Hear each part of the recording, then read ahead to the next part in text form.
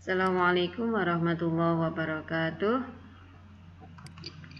Anak-anakku semuanya, hari ini materi kita adalah membiasakan akhlak terpuji, yaitu husnudzon, tawadhu, tasamuh, dan ta'awun, ya.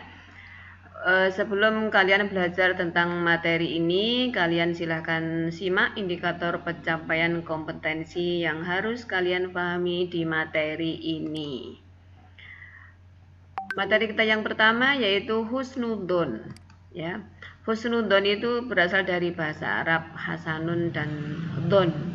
Hasanun itu artinya baik dan dzon itu artinya prasangka. Jadi husnudzon adalah prasangka yang baik.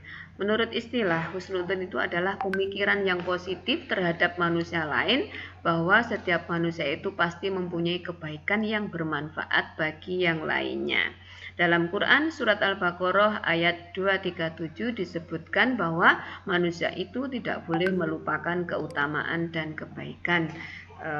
Ayatnya adalah walatang sawul fadla bainakum innallaha bima ta'maluna basir, yang artinya dan janganlah kamu melupakan keutamaan di antara kamu, sesungguhnya Allah Maha melihat segala apa yang kamu kerjakan.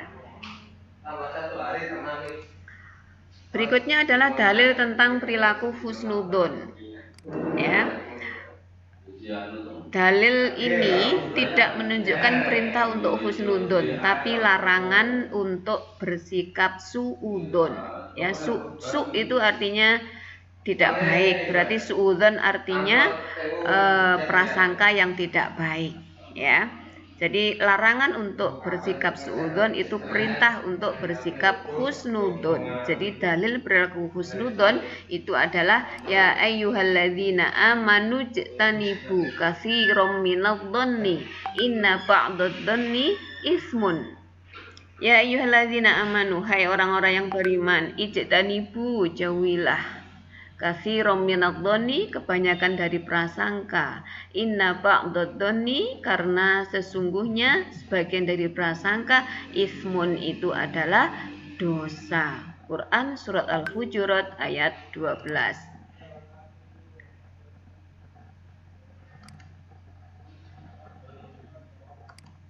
Berikutnya adalah beberapa hukum husnudzon kepada sesama manusia. Ada 3 hukum husnudzon kepada sesama manusia. Yang pertama adalah wajib. Husnudzon kepada Allah dan Rasul itu wajib hukumnya. Kenapa? Karena Allah yang sudah memelihara semua makhluknya, baik itu manusia, hewan, tumbuh-tumbuhan, dan semuanya. Maka apapun yang Allah berikan kepada kehidupan kita, baik atau tidak baik, suka atau duka, maka patut kita syukuri dan kita ambil hikmahnya. Jadi semua yang Allah berikan kepada kita, baik itu ujian, cobaan, ini harus kita ambil hikmahnya, kita syukuri. Yang kedua adalah mandub atau sunnah, ya.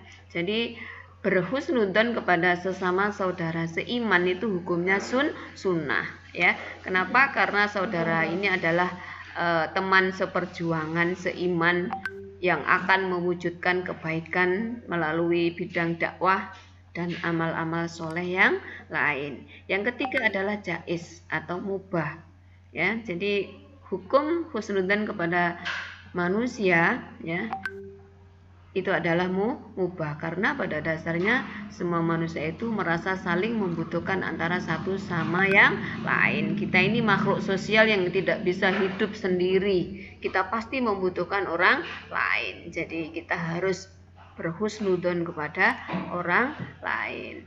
Contoh husnudzon kepada sesama manusia. Yang pertama yaitu ta'aruf. Ta'aruf artinya saling mengenal kepribadian, watak dan sebagainya, ya kan? Saling mengenal tidak hanya sekedar nama dan rumah, tetapi yang lainnya kita juga harus saling mengenal.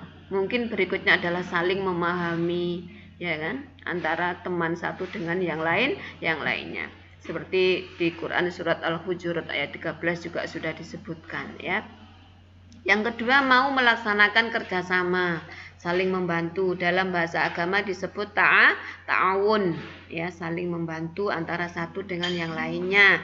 Karena kita pun juga Kembali lagi ke makhluk sosial, nggak bisa hidup sendiri tanpa bantuan dari orang lain. Berikutnya, memberikan kepercayaan kepada sesama manusia sesuai dengan kemampuannya, sesuai dengan bidangnya, sesuai dengan bakatnya.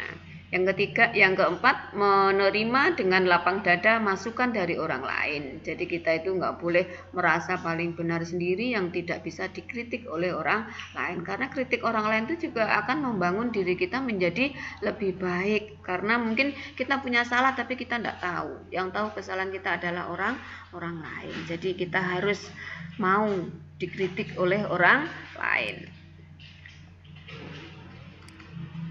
Hikmah husnudzon kepada sesama manusia.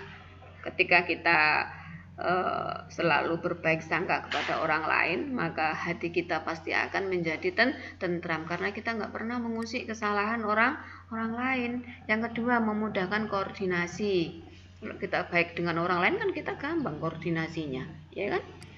Yang ketiga, memberikan dorongan kepada orang lain untuk mengembangkan potensi hidupnya, memberikan kemudahan untuk komunikasi. Bagaimana membiasakan diri untuk bersikap husnudzon?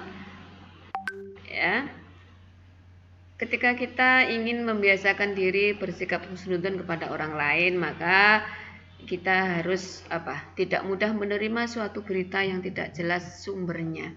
Jadi kalau ada berita itu harus tabayun dulu. Berita belum jelas jangan sampai disampaikan kepada orang lain. Kasihan nanti kalau timbulnya adalah fitnah. Yang kedua, berusaha untuk saling bertemu dengan sesama teman, sahabat, dan anggota masyarakat. Dengan sering bertemu maka dapat mengantisipasi munculnya gosip yang sering merusak hubungan persaudaraan. Demikian tadi keterangan tentang husnudzon. Untuk berikutnya adalah tugas mandiri. Tugas mandiri ini adalah tulislah Quran surat Luqman ayat 18 beserta dengan terjemahnya, ditulis di buku tugas, kemudian nanti diupload di e-learning. Demikian tadi penjelasan tentang husnudzon. Bu Faiz akhiri, Bu Faiz minta maaf dulu.